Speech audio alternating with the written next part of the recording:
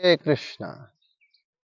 অক্ষয়া সচ্যতে লোকে তৃতীয়া হরিবল্লভ স্নানে দানে অর্চনে শ্রাদ্ধে জপে পূর্বজ তর্পণে।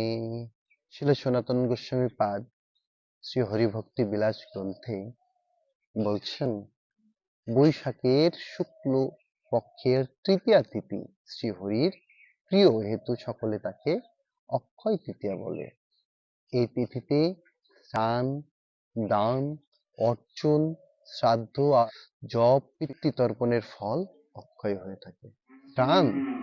সেই স্নান যদি হয় এমন একটি মহিমান্বিত স্থানে যেখানে মহাপ্রভু কৃষ্ণ প্রেম রেখেছেন, সেটি কোথায়?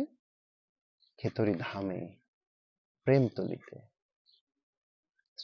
প্রেমতলিতে আপনারা গঙ্গা স্নান করবেন, পিতৃপুরুষদের উদ্দেশ্যে তর্পণ করবেন, মন্দিরে এসে ভগবানের অর্চনাদি দর্শন করবার মাধ্যমে অর্চনের ফল লাভ হবে। দানের কথা ভাবছেন? আপনাদের দানেই আজকে আমার পেছনে ৬ তলা অতিথিশালা এই পর্যায়ে এসেছে। এখনো অনেক কাজ বাকি। লিফট লাগবে, জেনারেটর লাগবে, আর অনেক সেবা রয়েছে যে সেবাগুলি আমাদের স্ক্রিনে দেওয়া আছে। আপনারা চাইলে এই সেবাগুলির করবার মাধ্যমে আপনারা এই অতিথিশালা সম্পন্ন হতে সহযোগিতা করতে পারেন এবং অক্ষয় তৃতীয়ার বিশেষ কৃপা লাভ করতে পারেন। আর বেশি দেরি নেই, আগামী ৩০শে এপ্রিল বুধবার অক্ষয় তৃতীয়া।